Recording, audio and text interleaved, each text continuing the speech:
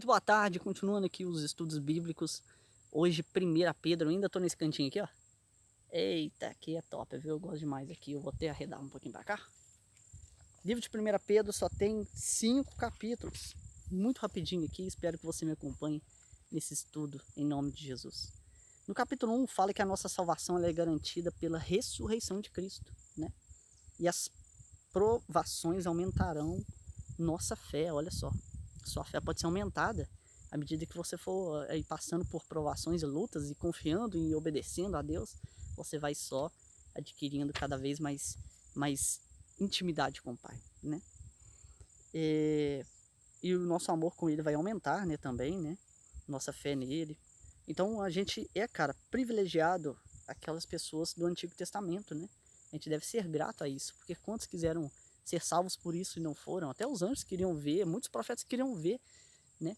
Viver esse momento, né, de ser grato, de ser salvo por meio de Cristo. E antes não, antes de Cristo eram salvos ali sem entender, eram salvos pelo cumprimento das coisas, assim, né? Mas aí veio Cristo e cumpriu toda a palavra.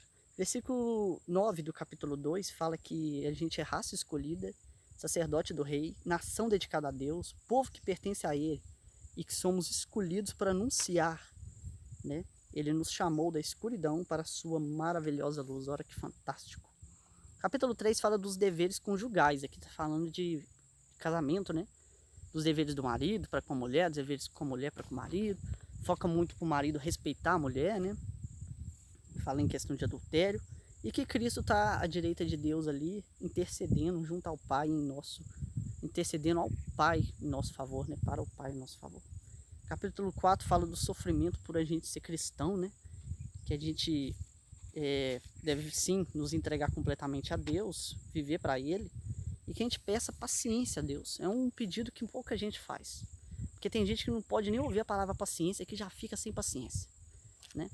Então peça a Deus, ore pedindo para Ele te dar paciência, porque às vezes Ele tem uma coisa para te derramar, para te dar, e você só não consegue porque você não conseguiu esperar e acabou se decepcionando e não querendo mais, e era algo bom para você, ou você partiu para outra. Então peça paciência a Deus. Deixa eu ver onde é que eu parei aqui. Porque um dia toda dor será eliminada para sempre, amém. Versículo 8 do capítulo 5 fala assim, ó: fiquem vigiando, o diabo anda como um leão que ruge procurando alguém para devorar. O diabo é perigoso, meu irmão, mas aqui fala que ele é como um leão. Então ele não é um leão, ele é como um leão, porque o leão é só Jesus Cristo, leão da tribo de Judá, né? Existem até muitas imagens aí de um homenzinho assim, né? Ou uma moça representando a gente, um leãozão assim, ó, na frente, protegendo. Eu até acho bacana essas imagens aí que o povo posta de status com uma frase embaixo. É bacana, realmente, Deus é o nosso leão da tribo de Judá, é o nosso protetor, né? É aquele que não cabe nesse universo, mas ele consegue caber e habitar no nosso coração, cara, né?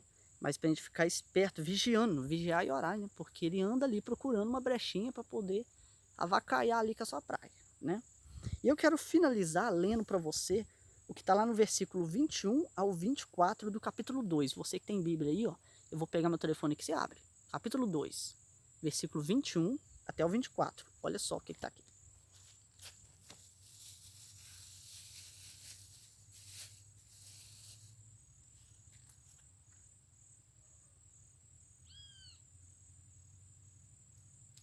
Vamos lá?